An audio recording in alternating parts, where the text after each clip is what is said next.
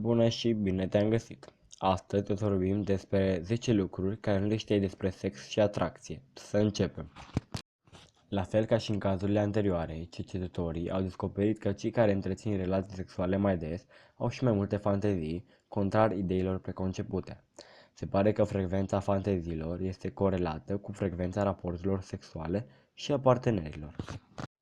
S-a dovedit peste tot că atunci când pornografia devine mai disponibilă, rata crimelor sexuale și a dependenței de sex scade.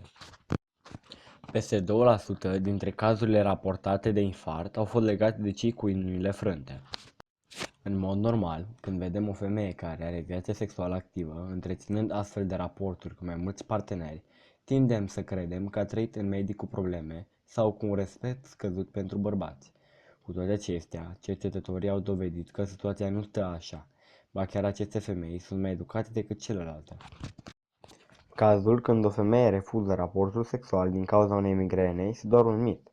Mai nou, cercetătorii au descoperit că femeile preferă să aibă contact sexual atunci când vor să scape de durere de cap, când vor ca partenerul lor să ducă gunoiul sau să aibă alt avantaj. Motivul principal nu mai este romantismul sau reproducerea. Specialiștii de la Universitatea din Texas descoperind că motivele femeii pentru a face sex sunt extrem de multe, printre care și mi-a fost milă de el sau voiam să știu cum a fost înainte să mă căsătoresc.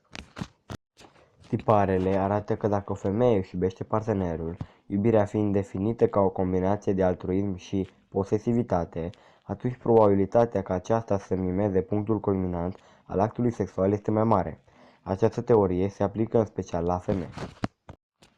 Un interviu cu William Kane, autorul cărții Arta sărutului, aflăm că gâtul este locul preferat al femeilor pentru a fi sărutate, după buze. 96% dintre respondente au spus că adoră sărăturile pe gât, în timp ce 10% dintre bărbați au spus că fac acest lucru tocmai pentru că nu înseamnă nimic pentru ei.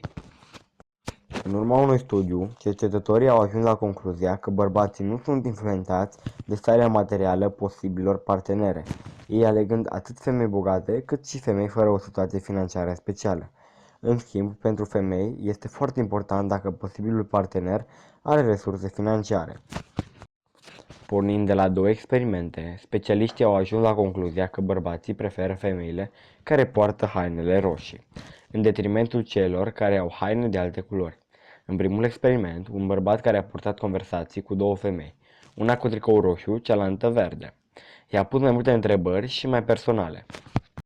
Potrivit sursei citate, care a prelucrat 4 studii în domeniu, probabilitatea ca un bărbat să obțină numărul de telefon al unei femei crește de 3 ori atunci când este însoțit de un câine.